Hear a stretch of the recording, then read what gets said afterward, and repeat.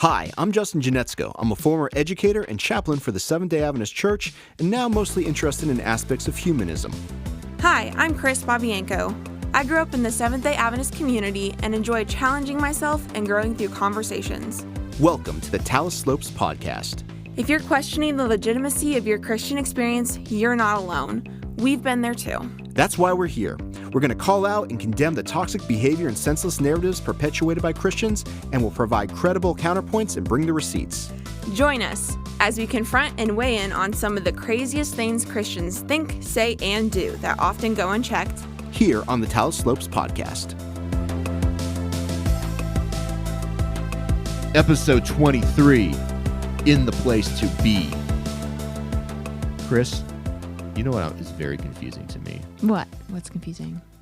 Well, the resurrection is very confusing to me. Really? Yes. Why is that? How does it work exactly if a person has been cremated and they are just ashes, and then their ashes are scattered all over the place? I used to wonder that a lot. Travel from near and far, hither and thither.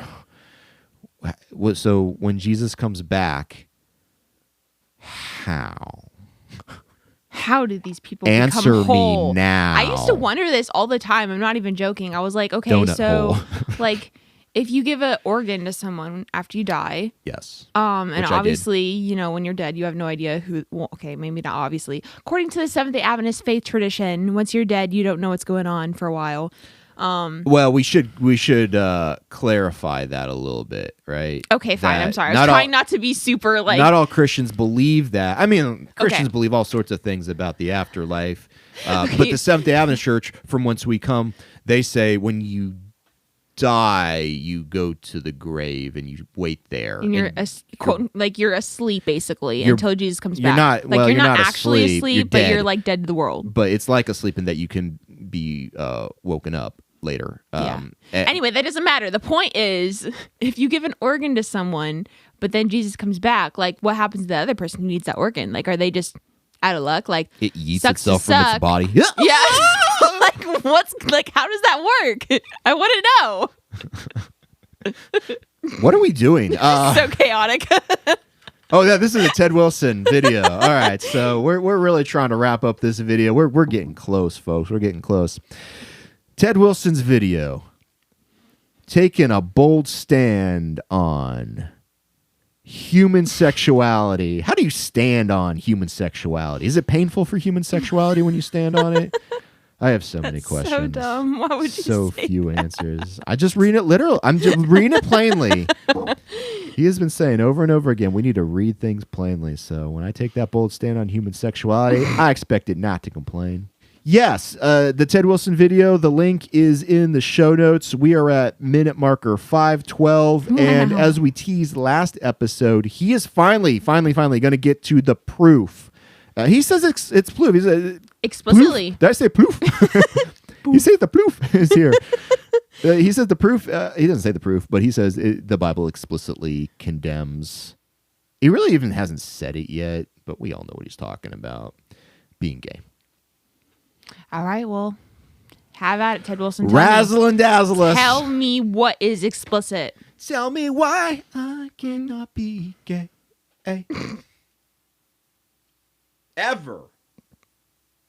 The Bible is explicit about this particular subject.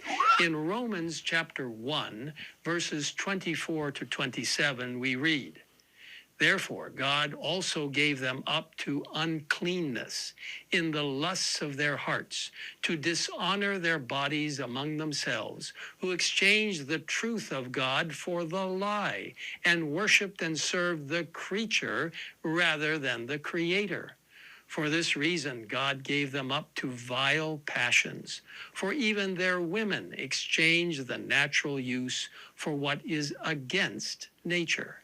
Likewise, also the men, leaving the natural use of the woman, burned in their lust for one another, men with men committing what is shameful, and receiving in themselves the penalty of their error, which was due."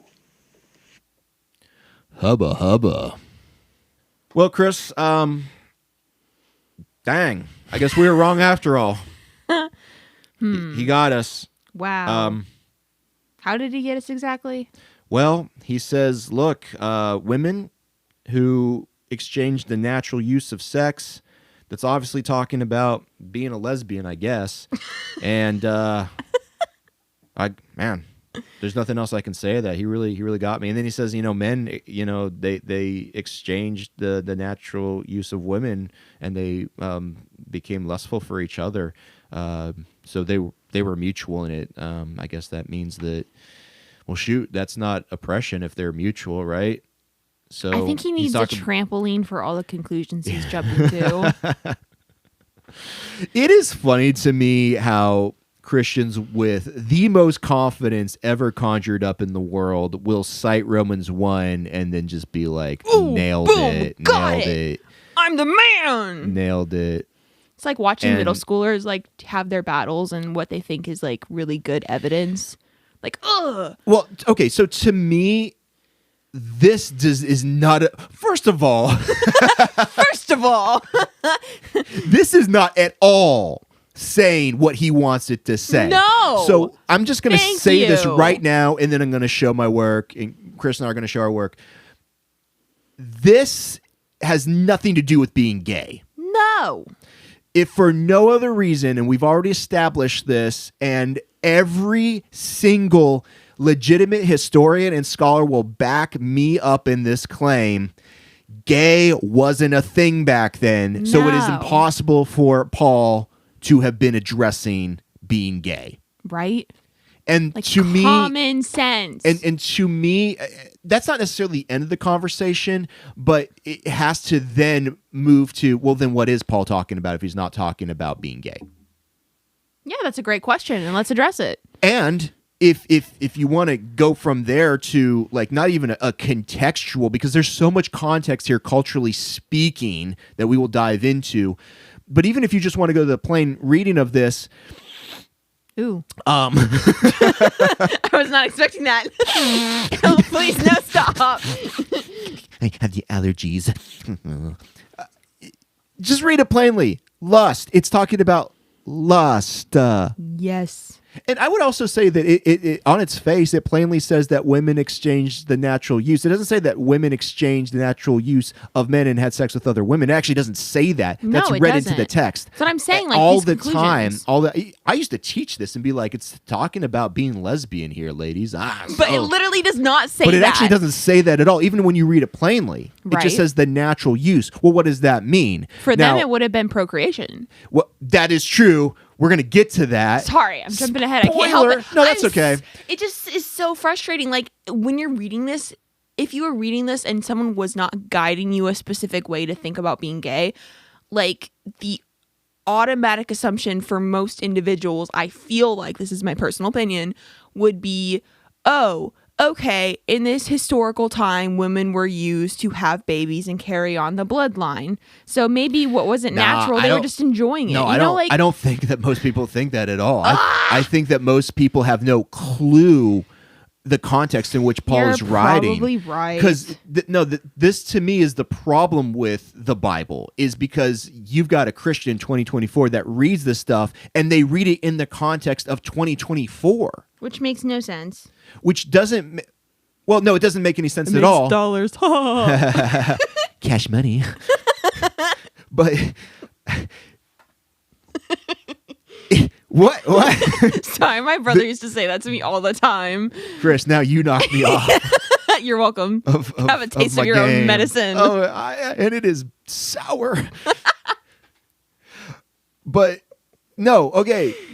I can understand if you're a Christian 2024 reading this and like having no sense whatsoever, which I don't think most Christians do. And I'm not saying that we're better than them or anything like that. It's just something that I don't think that they're curious about. And so they're not, it's not that they're incapable of understanding things, because 100% that's the case. But first of all, most of their pastors aren't teaching them to think critically about the text. Right. And second of all, they're not interested. They don't care. They're concerned about the football game and paying the bills and, you know, what pizza they're going to get for dinner tonight. That's what actual human beings are concerned about. And who they love, right? And which is really at the end of the day, what Paul is going to be talking about, because he's talking about Jesus, and Jesus is all about love. Okay, so he's helping people understand better how to love individuals for the most part, we hope. So it's a huge problem just to read Romans 1 as Wilson is reading it, because that's exactly what he wants to do. He says, no, it's plain. It's clear. You can get everything you need to know from the text just by reading it. And Ted Wilson and every other conservative that believes that, that's not true, because you don't treat other verses like that. Yeah. Exactly. There. Oh my goodness. Because Paul later on in 1 Corinthians talks about, it's unnatural. Doesn't nature itself show us that it's shameful for a man to have long hair? Where's Ted Wilson's taking a bold stand on men's hair video? Exactly. Oh, God. Now, he may say, well, it doesn't say it's sinful. It just says it's not natural. But what he's trying to say here is that if it's unnatural, that's sinful. It's sinful. Yes. So it doesn't track to me. It doesn't make any sense. Or even, the whole idea that Paul's like, women should not speak in church. Does Ted Wilson think that he probably believes that a woman should not be preaching, but for a woman not to be able to speak up, well, there goes like half of your Sunday school or Sabbath school or whatever school you're having with your church service. There goes, actually, that gets rid of probably most of your teachers. For real? What? I'm having some trouble on this one. It's just annoying, honestly. Like, I don't even know what to say except for that it's just annoying that the same logic is not applied to this that is applied to everything else. So I do know what to say, and that is going to be in the form of breaking this down. So let's go. Let's talk about it. Yeah. Romans, Paul, as far as we know, is writing to the Christian church in Rome. Wow. Has Paul ever been to Rome? At this point, no. At this point, no. He eventually goes there, and his tradition has it. He dies there. How does he die? He's executed. How? I'm thinking, why is my brain blanking? Well, you kind of said it right there. He loses his brain. By virtue of he loses his head. Okay, I was like... That's what the tradition says. He's beheaded. Okay. I thought that's what it was, but... Yeah, who knows? I don't know. But at this point, you're right, Kris. He has not been to Rome. Can you say that about other letters of Paul when he's writing? Has he not been to those churches? Most of the time, at least the letters that are held to be Paul's are coming from a place where Paul visited them and has an established relationship with them. Yes, or he knows the person he's writing to. Right, or at least the person he's Timothy, writing to. Which we'll get to Timothy later. That we have got to take that into the equation here. I mean, I think that's pretty important. That Paul, because you all know what it's like out there to write a letter or an email or a text or whatever to somebody who you do know and you do have a relationship with or experience with versus people that you do not know. Right. And you approach it very differently. But also think about this. In the Church of Rome, and this is really the purpose of the book of Romans, you have Christians of two different backgrounds at least. Yes. Who are they? The Gentiles and the Jews. Precisely. You have Jewish Christians and you have, Gentile, which is a non-Jewish Christian. Yeah. And in this case, because it's in Rome, these people are... The Gentiles. But they're Romans. Yes. Hence Romans. Okay. So when Paul is writing, one of the other things that we have to understand is that these people are coming from two completely different cultural backgrounds.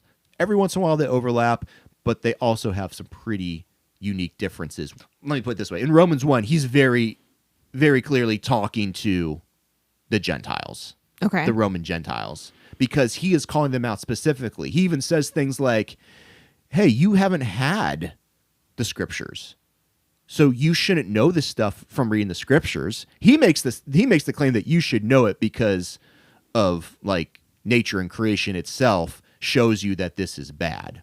Yes. So, in your idolatry, you followed things that were created by man and not by God. And real quick, Ted Wilson, he and I think most conservatives hit on that creation thing, and they say, see, this is going back to creation, so man and woman. That is such a leap and not even what Paul is talking about. So I dismiss that immediately out of hand. what he's really trying to say is the Jews, from whence Christianity essentially has come from, they have had the prophecies and they have had the laws and I just said the law and the prophets, right? They've had the scriptures and they've read it. And so they know what is right and wrong from the way that Paul sees the world. He says, but you Gentiles, y'all come from some weird whack religions that I can't even put a finger on. And so you've never had this stuff, but shouldn't you have known, and I think he's taking it to the golden rule here, that, when somebody oppresses you, you don't like it.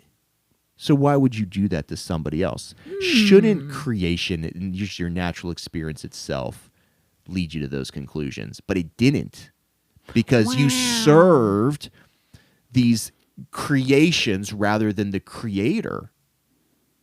That's how he's framing it. Yeah. So then he continues, and again, he's talking specifically here not about the Jewish Christians, but instead the Gentiles. And specifically here, Rome, the Roman Christians. Okay. And he says, because of this, I'm reading, by the way, from Romans 1, verse 26 and on. Because of this, God gave them over to shameful lusts. What does that mean? Well, it wasn't love, that's for sure. Right. Again, guys, it's, I don't know. Common sense. He says lusts. And again, lust is not necessarily sexual. Paul's going to take that in the sexual way here, but it's not. It's just doing whatever it is that is best for you that comes at the expense of other people. That's all it is, and that's always bad. And Kris, you and I agree. That's always bad. But then he gets into the sexual stuff here. Even their women, so again, even these Gentile women who have not come from a Jewish background, exchanged natural sexual relations for unnatural ones. Now, Ted Wilson is interpreting that in 2023 when he recorded this. And so when he looks at that, he is kind of plugging in his own value for the term natural. This is how I'm hearing it. What is natural to Ted Wilson, do you think? Anything that is a straight relationship, that was a marriage unified by God. Because we talked about natural feelings and urges and senses before on this podcast, where our hope for everybody is that they get to experience love in the way that's natural for them. Yes. And I think that's kind of what Wilson is talking about. He's saying, look, if you're straight, that is the natural thing, because lo and behold, being straight is natural for him. Yeah, wow. He hasn't had to think twice about what it may mean to be physically, sexually, whatever, attracted to a man. He hasn't had to do that, and so it rolls off the tongue pretty easily for him to say, well, if I decided that one day I just wanted to marry a man, that would be very unnatural for me to do. Which, I mean, that's my experience too. Right, that would be an unnatural thing. I'm like, I don't want to do that. It's Not funny that there's to anything me. wrong with it. Right? Like, it's just funny to me because you could apply that same logic to something like, I don't know, really silly and goofy, and it would sound really silly and goofy, but that's the same way it's being used. For example, Please. for me, it is natural to like mac and cheese. I like mac and cheese. I have always liked mac and cheese. But if I'm using it in this context, it's like, oh, well, it's natural to like mac and cheese. But if you don't like mac and cheese, then you're not natural. No, but people do that all the time. But that's right? what I'm saying. Like, it sounds dumb because it is. Like, the logic doesn't make sense. Yeah. Oh, you didn't like that movie? What's wrong with you? You're not natural. Well, No, people have different desires and likes, but their whole thing is like, it's not my experience, so I'm going to project my experience onto you, and we all know that's a bad thing to do. It's just bad faith argument, really. When Paul is writing this in this time period, how would he be looking at a natural sexual relationship for a woman, particularly specifically so that the Romans that are listening to this or reading this, whatever that looks like, so that they would understand the point that he's trying to make? Well, in order to understand that, you actually have to do some research about Roman sexuality. Yes. Which I'm not sure if Wilson has done or not, but if he has done it, he's definitely not bringing that up in the video. And most Christians that whenever I talk with them whether they're progressive or not, or conservative or whatever, they've never done even a superficial dive into Roman sexuality, which, by the way, you don't have to look very long to find like good, solid, peer-reviewed scholarly research on that stuff. Yeah. It's literally everywhere. Yeah. And Just Google it. And well, let's just talk about it right now. And you can check us up on our work. I can provide some links. I mean, again, As always. it's all over the place. But here's the bottom line: the Romans had a very specific way of viewing sex, and it was very much not about pleasure. In fact, as we're going to find out later, sex for pleasure was seen as being weak and feminine. And when I say feminine, I mean bad. I don't mean that, but that's what they would mean. Yes, because in that society, women were held to a lower like they were at a lower level, basically. Oh yeah, not even compared to men. The standard, it's not even a standard. It's right. Just it's like just they were. You're a woman, and therefore all of your natural inclinations are actually secondary or subpar to that of a man. And we'll get more into that later on. But what is the expectation in Roman sexuality norms for women? Well, I'll tell you one thing. It's not to have sex just for enjoyment. It's for procreation purposes. And also, I'm not even saying that's what Paul's talking about here, because he could be talking about any number of things. Because what would be unnatural for a woman, sexually speaking, and in the Roman culture, is to have sex without procreation being the goal. Right. So sex for fun, sex for pleasure, any of that stuff would be unnatural. Yeah. And a lot of ancients believe that way. We even talked about in the past that the Jewish tradition believed that to a degree. Yeah. And particularly in the Old Testament, particularly with the ancients of all ancients. Yeah. That's how that was seen, is that, semen is not regenerative, so you better use it. You better use it wisely. If you don't use it, you lose it. I don't know if that applies, but I don't want to. Interesting. I don't know how I feel about that. Let's keep on going from that one. Another thing that would be unnatural for a Roman woman to do, amongst other things, and again, we'll provide some links for this, but is for a woman to take on the dominant role. Right. Women were supposed to be dominated. That's it. Exactly. And look, I'm not even saying I know exactly what this looks like, but I can imagine this could be a woman maybe initiating a sexual experience. Could be. I think at the end of the day, the man gets to have the final say on Yeah, that. I think regardless, the man would have the option to say no, but women were not afforded that same luxury. Mm-hmm. And that in itself shows how they were treated and regarded differently. Mm-hmm. I think this largely also speaks to the man or the male perspective on this. But if a Roman man were to allow that to happen, he would be seen as being passive, thus being effeminate, thus being not virtuous, right. And therefore he's a softy, which is a Greek word that we're going to get to later on, malakoi, which is Paul uses later on in some of his other writings to describe things that are bad. Yeah. And so anyways, getting back to the whole natural thing, what this isn't saying is women having sex with other women. Right, like, or at least my thought is we can draw conclusions about what could be possible. And yeah, sure, women having sex with women could be a possibility. Yeah, it's not absolutely. a very high possibility, but the point is we don't context. know exactly what is being referred to here. But if you do look at ancient Roman expectations for women, it makes sense. There are many things that this could be referring to so than a woman having sex with another woman. That's what I'm kind of trying to get to too. Like, as well, is there are lines of logic that, yes, we don't know exactly if this is true or not, but this makes a lot more sense than how this verse is typically used, which is to say, yes, see, look, lesbians. Yeah, I'm even going to read this from, we've talked about Alicia Johnson's book, Bible and LGBTQ Adventists, but I think this also applies to all Christians.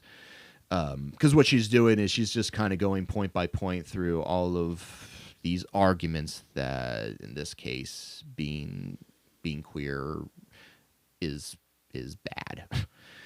And one of the things that she says, this is taken from page 279, she says, the Romans had many ways of thinking of women's sex as unnatural. A woman having any non-vaginal sex was unnatural, even if that was with her husband. And then she's got some footnotes here to back that up, all her resources. Women were supposed to be passive in relationships and sex. It was unnatural for her to be the initiator. It was unnatural for men to perform oral sex on women. Yet Romans in the first century gave little thought to the possibility of women having sex with one another. It was a male-centered society. They generally thought of the sexuality of women, natural or otherwise, as being related to men. So while Paul is writing to Romans, we have to take that into consideration, that has got to come way before what Ted Wilson wants to say and how he wants to use it. Right. And I feel like even logically speaking, if you're looking at a situation, it would be a lot more likely that the reason this issue, if you want to call it an issue, is being called out is because a lot of women are doing this. And the likelihood of a lot of women being gay in any kind of context is a lot lower than it just being, quote unquote, unnatural in their current setting. I actually don't know about that. I think that maybe, again, Paul's whole thing is he's trying to get to the extreme of... I guess that's fair. Like, he's trying to say, hey, it's like what we were talking about in the last episode with bestiality. Like, conservatives whip out bestiality. I see where you're going to be like, no, but like here, this is the worst thing maybe that we can do, and this is where being gay will lead you. We can't draw that line. And so it's not that like a ton of people out there are having sex with animals. It's just that this is the most extreme thing that we can think of, and I think that's what Paul is trying to do here. And I think that is maybe bolstered by the next part where he talks about the men, because what he says about the men to me is actually the key to all of this. Alrighty. Maybe I'm wrong on this, but I would say ultimately at the end of the day, we don't know exactly what Paul is talking about. And neither does Ted Wilson. So it's kind of infuriating to me that he is approaching it with like, we have explicit evidence that this is what Paul is talking about. You don't know that. Mm-mm. And the actual cultural context suggests to us that it's not talking about women having sex with other women. Right. The actual cultural context is suggesting that could be talking about like at least 2 or 3 other things before, things that are much more likely to have occurred before it gets to women having sex with other women. Yes. So we continue, verse 27. In the same way, the men also, and we don't know what that means exactly, in the same way. That, again, once again, could mean anything, but it's in a similar fashion. Does that mean that they're doing unnatural things? I guess. Does that mean, because... Again, I don't know. Once again, Paul doesn't explicitly say that women were having sex with other women. Yeah, but maybe that's where like Wilson and other conservatives are kind of flying that in from 27. Well, I don't think that's... I would assume if you're following the logic that women exchanging natural things for the unnatural means women having sex with women. Yeah. And then you say also in the same manner for verse 27 with the men, you're going to say, oh, okay, well then if this is sex that's gay, then this is going to be sex that's gay. Yeah, I think that's probably it. But again, the point here is not necessarily the sex, but it's more of what is natural versus unnatural, because that is the constant theme throughout all of these that he is very clear on. So anyways, in the same way, the men also abandoned natural relations with women and were inflamed with lust for one another. Men committed shameful acts with other men and received in themselves the due penalty for their error. So again, I mentioned this earlier, but this doesn't seem like, if they're inflamed with lust for one another, that just seems bad. That sounds bad in any kind of context. So whatever it is that Paul's talking about, this isn't love. Let's just put it that way. Yeah. So I even think that on its face, there's enough, deniability there that should make you say, well, I don't know that this is explicit. Right. At least question it. Yeah. Because again, you and I both agree that lust is bad.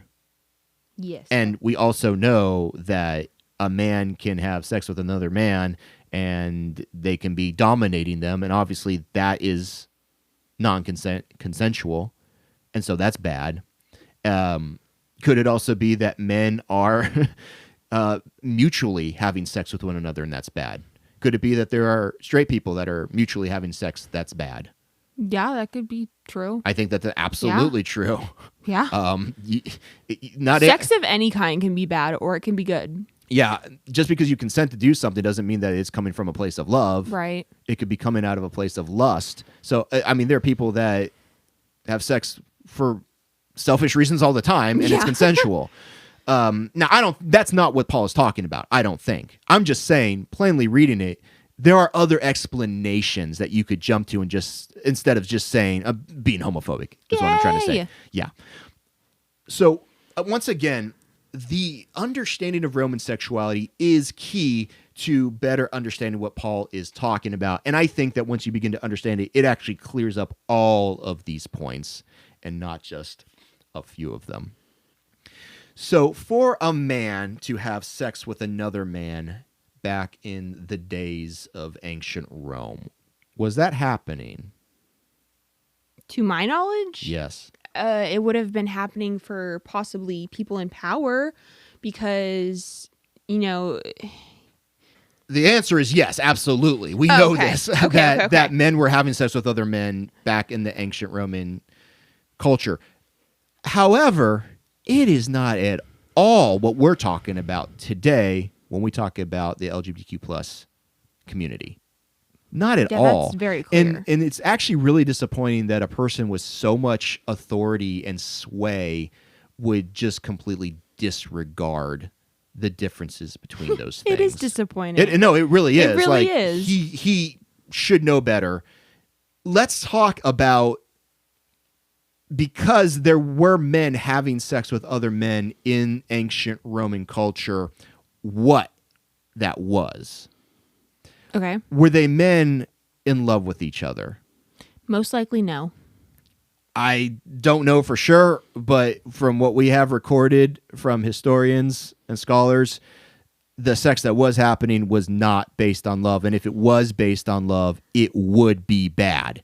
Not because it's morally bad, but because it is in that culture a bad thing. And I think that that's what Paul is getting at with the mutuality, is that, men having mutual sex with each other. And again, remember, he's writing to the Romans at this particular point. And so they understand just how bad that is. Not because it's being done out of love. Again, Paul points to lust, and I think that that's completely the case here, because in Roman culture, it is okay for you as a Roman man who is even married, has children, is not what we would even consider to be gay today.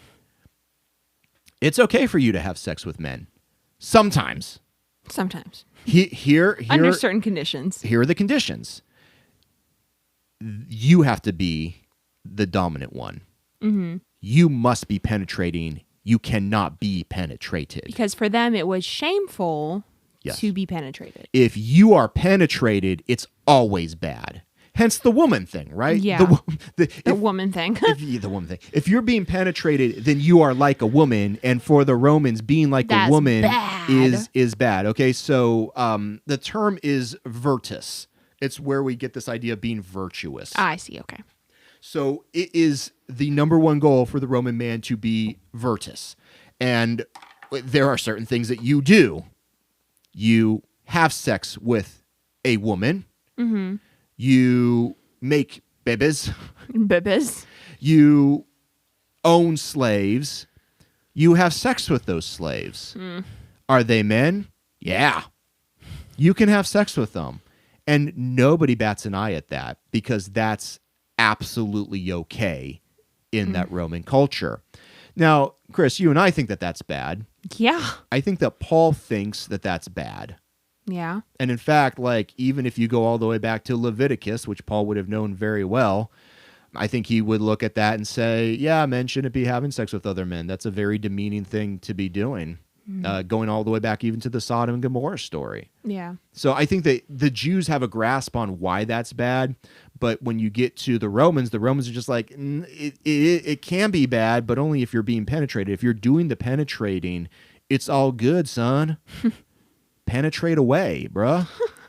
I hate that so much just now. don't be penetrated, because that suddenly means something entirely different. So think about it like this. Because what Paul is saying, if I rush back to this, then the same way men also abandoned natural relations with women and were inflamed with lust for one another. Okay, so this is assuming mutuality, that the men wanted to have sex with one another. Are you talking about the one in Romans still? Yep, Okay. Romans. Men committed shameful acts with other men and received in themselves the due penalty for their error. We'll I get back see. to that. Okay. So this is the thing that conservatives always bring up to talk about mutuality, because they're like, yeah, and this is why Leviticus is pretty much out the window, because I think that a lot of conservatives anymore are just like, yeah, it seems like it's talking about. I think they're finally admitting, like, okay, maybe that's a little ridiculous. Yeah, I think so too. But then this is like the last big thing that is held onto with the most authority. Yeah, and then again, all the roundabout stuff, wild goose chase stuff that they do, like Ted Wilson has done in this case, by talking about creation and all that kind of stuff. Okay, so Alicia Johnston in her book really puts this in a good way. So I'm just going to read this, because why reinvent the wheel, you know? In talking about Roman sexuality, it says, and this is taken from page 268.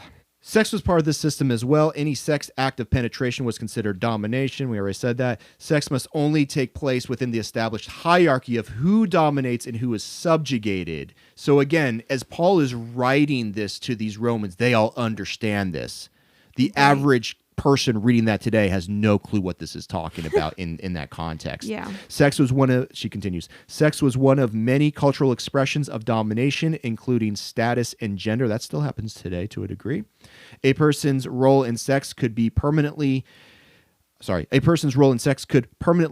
the perception of their gender, whether masculine or feminine. Interesting. Even if the perception of that person's sex as male or female remain. So this is really what we're talking about. It's not in the terms of identity as we perceive it today. It's just masculine or feminine. Right. Could someone who is biologically male be considered feminine? Yeah, I wish more people understood this. But not because they're gay. Right. Well, that's what I was going to say. Like, I wish more people today understood that even in ancient times, masculine and feminine were not so much your whole gender, but more pieces of it.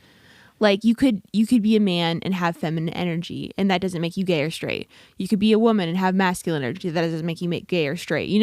Like, that is understood. Well, we're even going to find out later on that the word that is used to describe a man who is effeminate, and that's translated effeminate in the Bible, again, the word is malakoi, could refer to a man who has too much sex with women. Which is funny. Because today they'd be like, oh, look at you, good for you. Such a stud. I continue on. For a boy who was a Roman citizen to be dominated by anyone else would have brought lifelong shame of femininity. So again, obviously that's bad in that culture, so that's why you wouldn't want to do that. This is why pederasty was impossible and sex with Roman boys was criminal. Man, I'm losing it here. Since pederasty was a socially acknowledged mentoring relationship with a sexual component, it was impossible in Rome. So the Greeks obviously embraced that. The Romans did not. Such sexual relationships wouldn't help young men get ahead in life, but actually prevent them from doing so. Behaviors that amounted to pederasty in the past and in the Roman context, sexual shaming and domination. So real quick, I know that there are a lot of Christians that are more progressive that look at Romans 1 and say, oh, Paul is talking about pederasty. Not possible. Yeah. Not possible. Does that make sense? Wouldn't have happened. I think Alicia points that out well here. And so now let's talk a little bit about the mutuality thing, because Alicia has some good stuff to say about that as well. Where, yes, the mutuality is the issue here, but not because they love each other. Because, again, Ted Wilson is interpreting this in a very modern sense. Oh, I saw two guys loving on each other. I don't know why he saw that, but I'm not saying that he did. I'm just saying in this thought experiment. Interesting. Yeah. Careful now. I'm not making that claim, but he says, I looked at that and they were both enjoying it, so that is sinful. That is not what Paul is talking about. He can't be talking about that. And if he is talking about that, it doesn't mean what Paul means by it. Why did society, this is from page 269, why did society respond with enduring shame for these sexual violations? Sex was one expression of the system of domination, and society depended on rigidly maintaining these power dynamics. If sex was mutual, something had gone badly wrong, and that would even be straight sex. That's crazy. Oof. So don't miss that. We've already covered that, right? Yeah. It takes effort to imagine what it would be like to live in such a society. Every sexual act is based on the distinction between active and passive. Every sexual act encodes power relations, dominator and dominated. Each carries a burden of aggression or humiliation, power or powerlessness. The dominant ideology is the ideology of domination. And that is actually a quote from a book written by one of the foremost leading scholars in Roman sexuality, Marilyn Skinner, who I think is a professor, or at least was, out of University of Arizona, from the book Roman Sexualities. That was published in 1997 on pages 53 and 54. So you can even go back and look, again, from an expert. From an expert. From an actual expert on this stuff. Who's done the work. Who has done the work, and we get to benefit from that.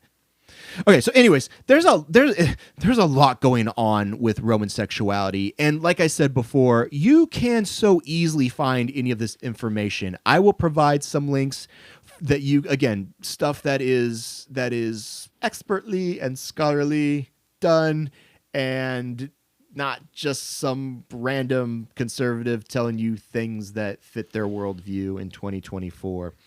But the issue to me here, and real quick, I guess we didn't mention this. Men committed shameful acts with other men and received in themselves a due penalty for their error. What is a due penalty for their error exactly? That's a great question. Yeah, to me, it's left up to the imagination of the conservative. Yeah, like, would that be more shame that we've already talked about? I don't think that's what they're thinking. Or, like, death? Yeah, I mean, because I think maybe they think death, because, again, Leviticus talks about stoning men to death that have been caught doing sexy times. Kind of doing sexy times. I've even heard that they got STDs. Oh, really? That's the natural. that's the due penalty for their crazy. error. They had sex with each other. They would have known what STDs were back then. It doesn't matter. It doesn't stop people from speculating. Okay. And but this is what I'm saying, right? Because like, that's dumb. Like, they didn't understand science. They didn't even know germs. But it doesn't matter, because these people are not reading it in an ancient way. They're reading it in a modern way. Oh gosh. I've heard all sorts of things, but if I had to guess, given again the Roman culture, we've already stated it. You're seen as being feminine if you are having sex with another man and both of you are initiating that. Well, both of you are doing it out of mutual consent. That is obviously bad, because sex is not supposed to be mutual. The virtuous do not have sex out of mutuality. Yeah. Well, again, man on man, man on woman, everything in between. Well, I do have a note here from something that Alicia Johnston mentions. Let it rip. At some point. Let it roll. And I think this applies to this, what we just said. Lust for women was understood as sex not designed to get pregnant. Mm-hmm. So if you think about it that way, like, sex was supposed to have a purpose. And if you were doing anything that defied that purpose, it would be lustful. 100%. In that context. So even going back to men, like, if you think about it, men having sex just to have sex, not to get pregnant or have an heir to the fortune, whatever, would be lustful. Yep. Because it's selfish in that context. And again, even in Roman culture, that shows lack of control. Yeah. And that's feminine, which is bad. Shame on you. No, we don't think that. I think that's hilarious, though, when you think about it like that, because like today's world, if we viewed things the same way, so many more people would be considered feminine, and it wouldn't be a bad thing, or it would be a bad thing, and we'd be trying to change it. You know what I mean? Well, I mean, like today, it's like, have as like for men, at least I feel like today in today's culture, it's like have as much sex as you can, because that shows that you can have sex with whoever you want. But for women, it's don't have sex until you have your partner, because you have to stay pure for that man. Well, I think that, again, the conservative Christians would say, well, that's licentiousness. But it certainly would not be as bad as a woman who's having sex with lots of men. You know what I mean? Yeah. Because you can't escape that. Particularly conservative Christian men today still have very ancient ways of viewing women, and it is depressing. It is very much like property and to be controlled, and a man is better than a woman. I don't know. There's a whole slew of ideas out there about. I would have hoped we would have woman's progressed role. past that, but okay. Well, we have in a lot of ways. Again, we're just talking about these people that are, yes, they're stuck in these old ways of thinking that are absolutely ridiculous and discredited at this point. Yeah, exactly. But they don't want to hear it because it appeals to their own selfish desires. Really, they're the ones that are lustful. Really, they're the ones that are in the wrong. Yeah. But try telling them that. They think it's an ordination from God. No. To rule over women. It's so backwards, right? I will also say real quick before we wrap this is that the other thing that I don't think actually, let's get back to the video real quick. Does he follow up with the context of this? Shameful and receiving in themselves the penalty of their error, which was due. However, we should notice this passage not only identifies sexual sins, but gives a long list of sinful behaviors: covetousness, envy, murder, strife, deceit, backbiters, haters of God, violent, proud, untrustworthy, unloving, unforgiving, unmerciful, and many more. If I remember right, he just uses this list as we're all sinners, so remember we all have to fix ourselves. He does, and we'll get to that here in a second. But one thing I do want to point out is this is one of the reasons so there are two different ways I think to look at this whole list of what you and I would consider to be bad things. Okay. And I think that most people should consider those things to be bad things. But he wants to tie in what he perceives as being gay with the rest of those things. So he's going to say, well, Paul seems to already smack down the idea that gay is good up here, but if you continue reading, well, here's how I know it's bad. It's because it's followed by this whole list of other awful things that we can all agree are terrible. And I do agree that those are terrible things. But another way of looking at it, and the way that I see it, is once again, you can have sex with somebody of the quote unquote same gender, sex, or whatever, and that can be bad. There are good ways of having sex and bad ways of having sex, just as with that whole list of other things, those are the bad ways of doing something that if you did the opposite of it, it would be good. Paul is pointing out all of the things that are bad. Right. You could look at it that way. Which makes more sense if you think about it. Which I think makes more sense. Yeah. But again, there's so much more to the story, as we've already covered. That Paul for real. So we have to take that in consideration. But I just think it's quite lame that he just leaps to that conclusion. But let's get back real quick to the video and into the point that you're trying to make, Kris. Reminds us that all sin is abhorrent to God, and that we are all sinners in need of a Savior. Kris, what's your reaction on that? Because I know you've got something you want to say. It's so irritating. It's the way... Open the floodgates, Kris. I mean, for real. But the way that sin is typically leveled in specifically Christian churches and organizations is so incredibly frustrating to me, because on one hand you have people saying, oh, well, we're sinners too, so like obviously we need to fix ourselves. But that's not the same level of hatred and just utter, like, the utter vile reaction they have, they being the Christians who are saying these things, have against someone who is literally just living their life loving people. Like, you're saying it's the same thing, but then obviously when reality plays out, you hold them to two completely different standards. Absolutely. And that drives me crazy, yes, but it also drives me crazy that It's like he's trying to make himself relatable to the gay community for a minute. And that's what's really frustrating. It's like, no, you have no idea. He's like, we're all in the same boat. No, brother. No, you're not. You're not in the same boat as someone who is gay. And the sooner that you can admit that, the sooner that we can actually get to a resolution for this.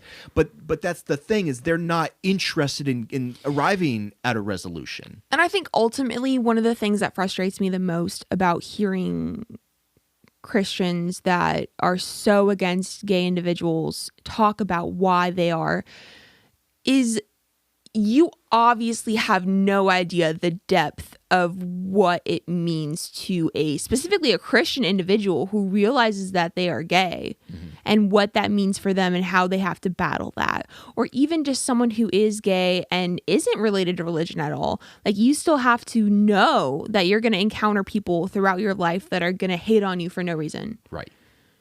And that carries a lot of weight. And that's never considered. It's just like, oh yeah, we're all sinners. I have to deal with stuff too. Nah, but see, that pisses me off because, again, when he's talking about sin, he's talking about his own behaviors. Yes, something you can control. Mm-hmm. And so he's like, oh, well, again, they've used this before, but I lied. It's like, well, you shouldn't have done that. That's not the same but, like, that was a choice to lie. That's not the same as loving somebody. Right? Who's gay. It's just so... It's not the same thing. And that's the problem, because he wants to, again, like you said, he wants to make it seem like we're all in the same boat here. But practically speaking, you know how that looks. Yeah. It's not, they don't really see it the same. No, they don't. That's what I'm saying. That's why he's not making a video about, like, taking a bold stand online. And it's just irritating. I don't even know what else to say besides that.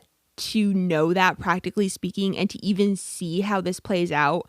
But then they can be like, oh, but I said that we're all in the same boat right here in this video, right here, look. Yeah. So obviously I don't believe that. But then you see them acting in the exact opposite way. And it's like, okay.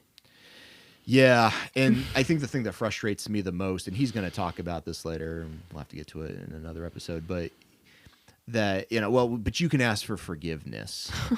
And then it's just like, well, that's it, and unfortunately we've talked about this before in like bonus episodes, but this idea that all I have to do is just ask for forgiveness and I'm good. It's very... Well, I'll just say this, and I want to see what you think, but that makes me the most angry out of all of it, because he thinks that, Kris, you need to ask for forgiveness because you are showing love to somebody else. But then he goes and he lies. He cheats. I'm not saying that Ted Wilson does this, but like any Christian could lie, cheat, steal, do things that are objectively bad, and then be like, I will just ask God for forgiveness. And then it's all better. And I'm white as snow. But like, that's so awful. That is the worst way to think about. That's the worst way to think about love, because true forgiveness. You know what? I'm going to say this, Kris. I feel like that one mean. You know what? I'm just going to say it. I'm going to come out and say it. I'm just going to say it. You can ask God for forgiveness. I don't think God actually forgives you unless you have reconciled with the actual person that you've harmed. Interesting. And what good would it do if you did something terrible to a person and you ask God for forgiveness, and then according to your theology, he just automatically forgives you because he's willing to forgive you over and over and over again, but you never reconcile with the actual person that you have to interact with? It's useless. It is antithetical to the teachings of Jesus. God will not forgive that if God does forgive sin. That's what I think. And I could be wrong on that. And okay, fine. Help me when I'm wrong, but don't show me something from the Bible on that. Oh, for sure. Because the Bible has been used over and over and over again to make it seem as if I hurt somebody, I don't actually have to ask for I don't have to need to make it right materially in this world, in this time, in this space. I just need forgiveness from God. And ultimately, it just gives a lot of Christians permission to be hateful without feeling bad about it. Right. And that's a problem. Or do anything that's wrong and then not have to feel bad about it. Yeah. Even if, once again, they don't actually make restitution for that. You know what? Actions speak louder than words. Are you really sorry if you're not changing how you're behaving? But again, it's just like what you said, but they use the forgiveness thing as the out for that. Yeah. I ask That's God for what's so forgiveness. frustrating. Yes, I've done that thing many times since, but I keep on asking for forgiveness, so it's good. It's like, you're not really sorry then. Exactly. Actions speak louder than words. That's all So I'm saying. that forgiveness is useless. And if God knows everything, he knows that you don't mean it. Right. Or if you do mean it in the time, you're not willing to actually create actual change in your life. So please, spare me with the whole we're all sinners. Because Kris, you in your love that Ted Wilson considers to be sinful is not sinful. No. It is love. You have done nothing wrong and you have no reason to apologize or ask for forgiveness, period. Right? If anybody needs to ask for forgiveness, it's for this awful video. Right? And I say that a little tongue in cheek, but also seriously, like, no, this is one of the most hurtful things that I have seen come from the head of the church in a while. Yeah. The Seventh-day Adventist Church. Yeah. And they're very used to putting out awful things that hurt people. Unfortunately. I've seen a lot of it. All right, I think we're going to end it there for today. We actually are going to wrap one more episode. And then we'll be done. We'll be done with this stuff and season 1 and on to bigger and better things. Anything else you want to say here, Kris, before we get to our benediction? No, it'll probably just be the same thing over and over again. It's just annoying. It's aggravating. The same it's frustrating. Thing, the same thing. Well, let's go, Kris. I'm now going to benedict. Is that how you say that? I did not like that, I guess. I'm now going to benediction. No. I think now I'm going to give the benediction. I feel like that's a Michael Scott. I'm going to benedict even harder. Oh my gosh. All right, here's your benediction for today, folks. I keep on searching for salvation. I couldn't help myself. There's too much sugar in the sermon. I wanted more than this, but it was masturbation. An image of God that made me turn my back on something real that I could call home, where blood reveals fear or family, something real that I could lean on to be human still, but loved the same. Can you say masturbation on here? Yes, indeed! Alrighty. Are you the master of your domain?